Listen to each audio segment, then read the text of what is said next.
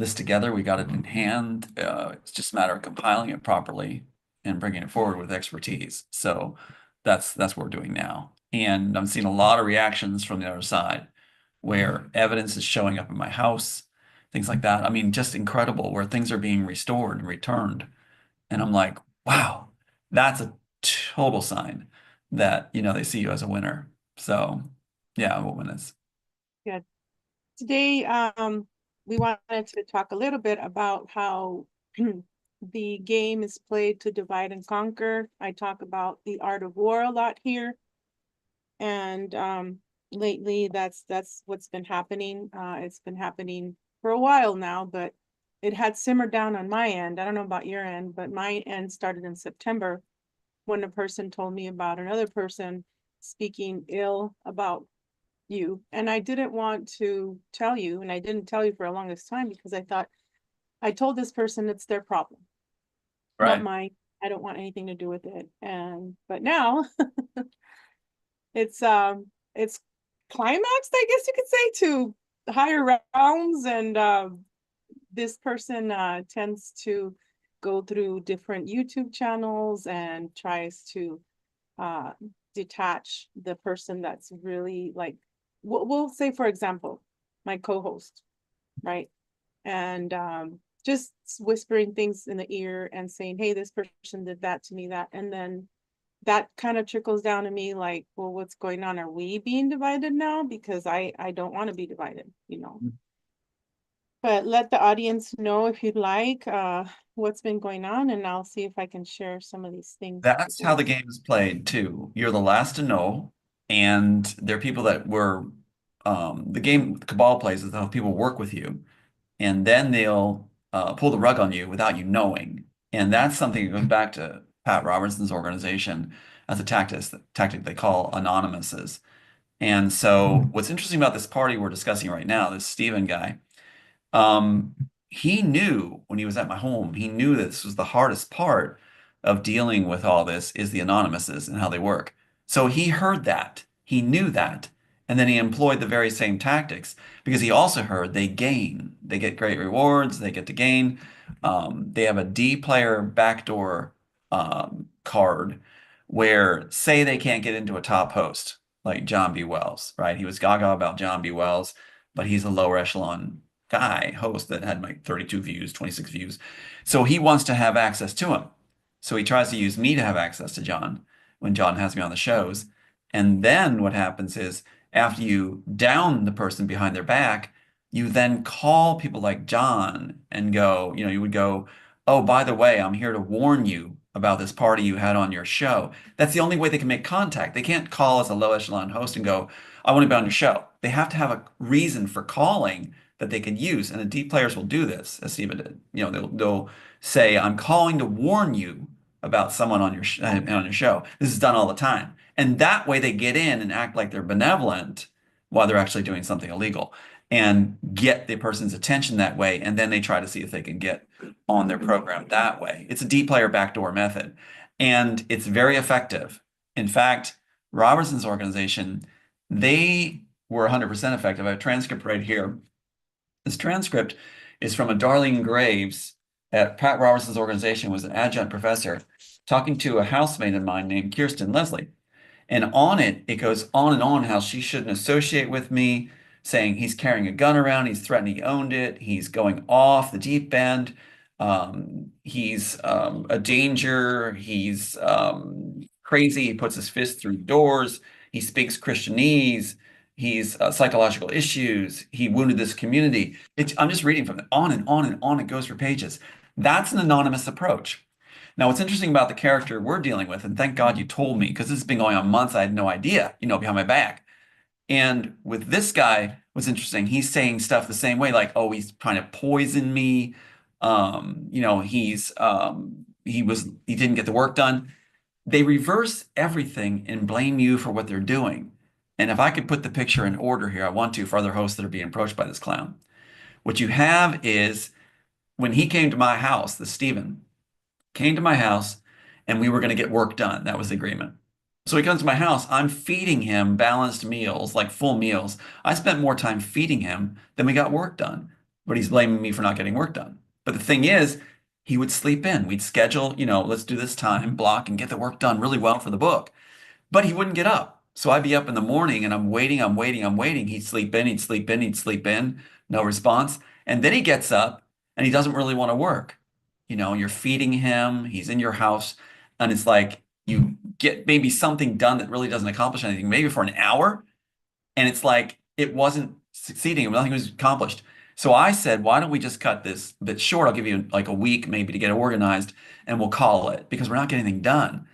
And so instead, he argued he wanted to stay longer. So eating me out of house and home, basically, and then says, oh, he tried to poison me. Well, that's a real gratitude for feeding you all that money and busting my budget without work getting done. And then not doing the work because he's lazy. We didn't accomplish anything. Well, that's your fault. I'm up in the morning waiting to do it. You're not doing it. It was really irksome that they can turn this around this way. In fact, when he showed up at my home, Aiden said, Dad, this guy's dark. He's scary. This is a dangerous guy. You don't want him here. See if you can get rid of him. He's not a good guy. I can tell. Aiden's really good at that. And he's right. I had other people telling me too, this guy's dark. There's something really bad about him. He's like a Bane. Even said that. And I didn't heed it. I was like, well, I'll give him a chance. I felt sorry for him, because he doesn't get any views and things like that. D player backdoor thing. So it's really hard when you have somebody who's just vaping all the time and having you drive them to the vape stores and insisting you do. And what have you accomplished? Nothing. And he's blamed you for not accomplishing anything when he's the one that's not doing it. It just goes on and on and on. So I was quite surprised when I thought, well, we'll just let him be, and hopefully we'll just go our separate ways. That was after we were scheduled for a program. I sent you the email. And the email was, 11 o'clock time slot. Now, when you do shows, as we do too, you check in with each other. It's like, okay, we're ready to go. We'll be ready at time. I'm set. We do that. We did that today. In this case, it was odd. There was no word that day. It was like 11 a.m. is going to roll around. I'm sending messages on text saying, okay, I'm ready to go. I'm in the studio. I get on the link, ready to go in the studio. 8 minutes go by of no contact on my phone calls, my messages, my emails. Now that's alarming. That just doesn't happen. It's very unprofessional. So I was like, okay, after 8 minutes, I'm like, well, I'm just going to go ahead and move on to other things. I can do that. Don't worry about it. We can reschedule. That's what you do. That's a professional way. Nothing. So I went and struck my lights, got off. He wasn't no show on his own link, went and did something else. And I get an email at 11:08 that says, here's the link. No explanation, no apology, nothing. I've already said I moved on. And then what I get is a call. And the call was, you let my live audience down. You didn't, you ghost, this like, you have a live program. You're not there for 8 minutes. I'm sitting there by myself and there's no one showing and there's no message returns. You certainly let people know if you're not going to be a no-show. You let people know if you're running late or why. That's what you do. But there was this arrogance that was surfacing before that, and I knew something would be weird because it was just like he was treating me like I was dirt. Here I'm the guy that wrote The Matrix being treated like dirt. And it's like this guy suddenly felt this major ego where he was suddenly so powerful or something. And it was really bad. It was like Bane wanting to have the, authority and power.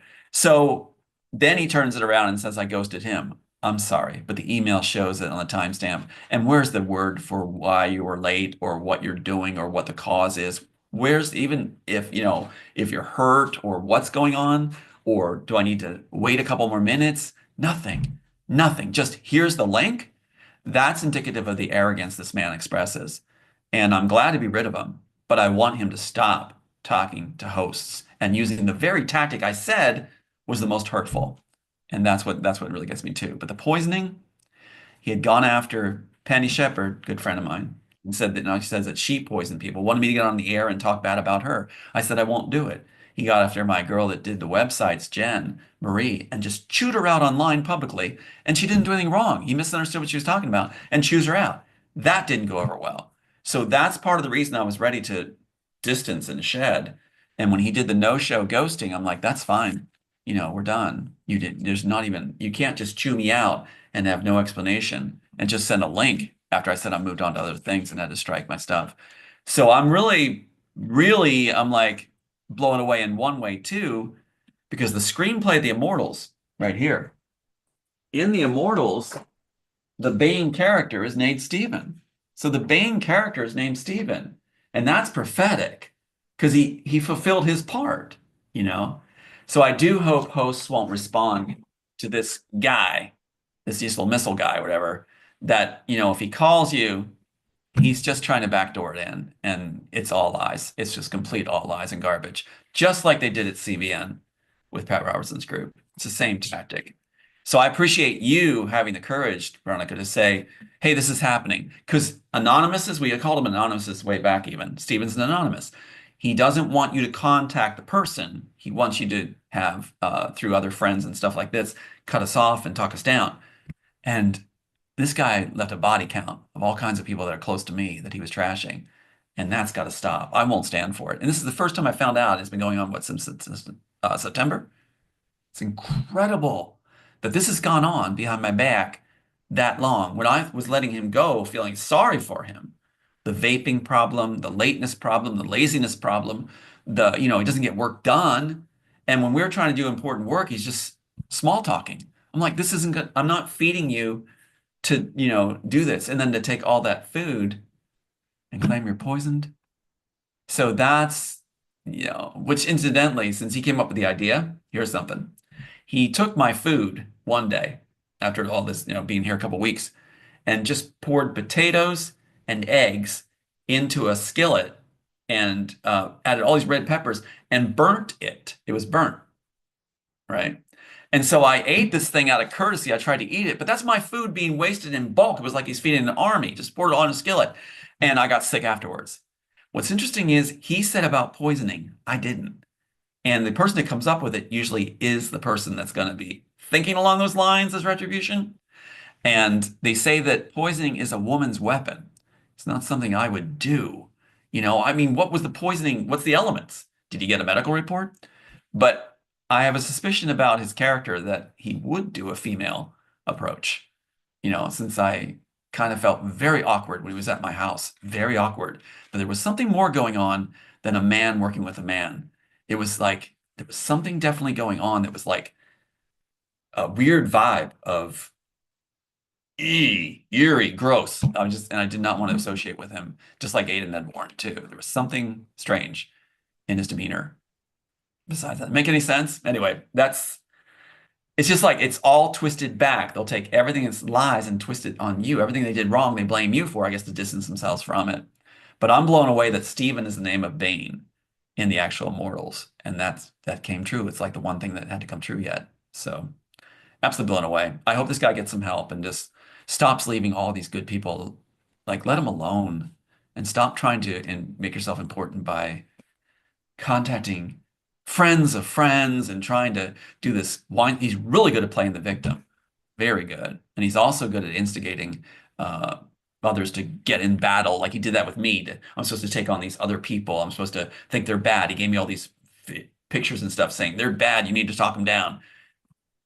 I don't need that negativity or that low vibration. I don't need it.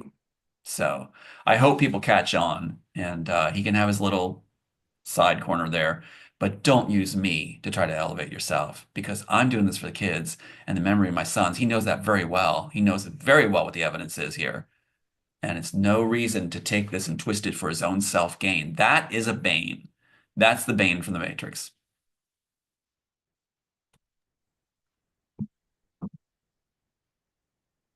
I think your audio's off.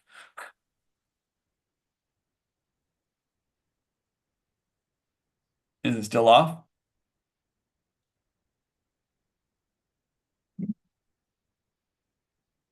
Oh, okay. Well, I'm glad I got to say it. If it recorded it, that's good. Okay, on the phone. Got it.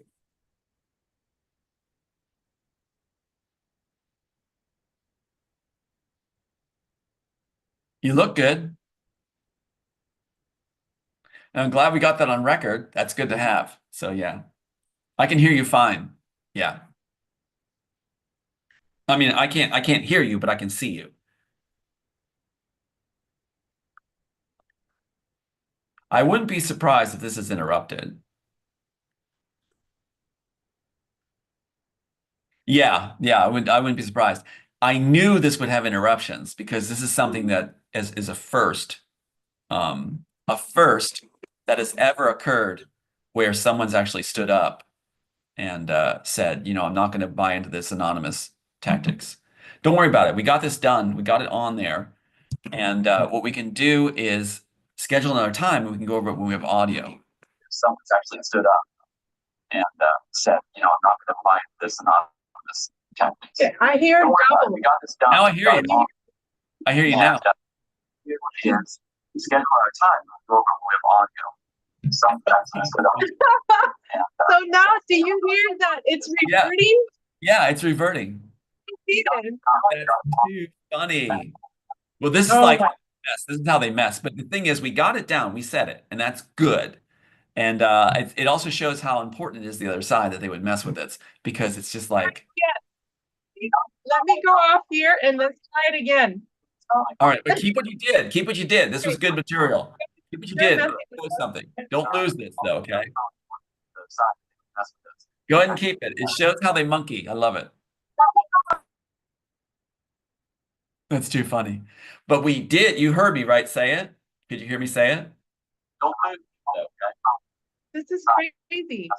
Go ahead and keep it. It shows how they monkey. I love it. That's high up. I wonder if the audience can hear that it's being doubled. I'm hearing it too. I'm hearing it too. Yes, it's good. Don't lose it. Keep it. I think it's great. This is what happens on the phone all the time when they're concerned. When the other side's concerned, like the agencies, they do this all the time. I'm hearing it too. I'm hearing it. Don't lose it. Keep it. Yeah, see? Okay. I will end for now, and then I'll have it. I'll come right back. All right. Yeah. See, don't lose this. I want this to be aired. I think it's great. It's great. Too funny.